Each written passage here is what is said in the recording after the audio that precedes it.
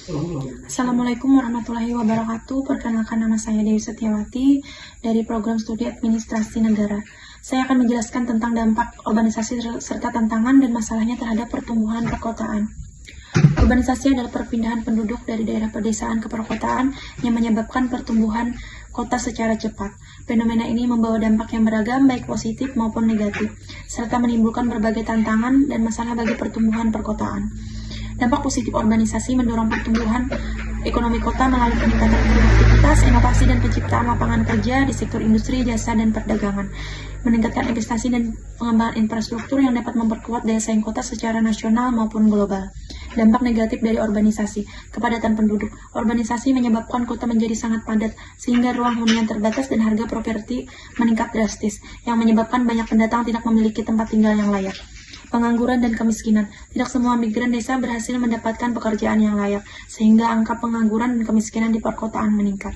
Kemacetan lalu lintas. Pertumbuhan penduduk yang cepat tidak diimbangi dengan pengembangan infrastruktur transportasi menyebabkan kemacetan parah yang mengurangi produktivitas dan kualitas hidup.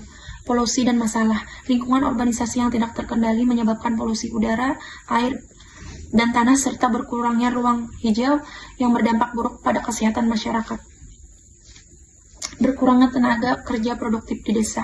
Urbanisasi mengurangi jumlah penduduk usia produktif pedesaan sehingga menghambat pembangunan dan aktivitas pertanian di desa.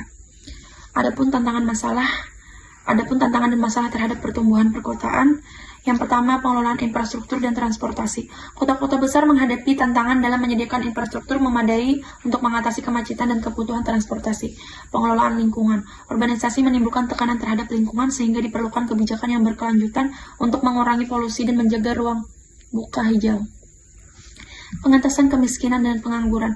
Pemerintah harus mengatasi pengangguran dan kemiskinan yang meningkat akibat urbanisasi dengan menciptakan lapangan kerja dan meningkatkan keterampilan penduduk.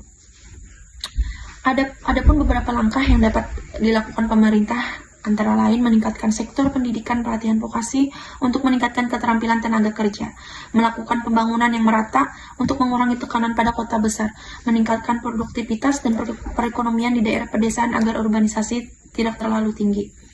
Penyuluhan program keluarga berencana untuk menekan pertumbuhan penduduk.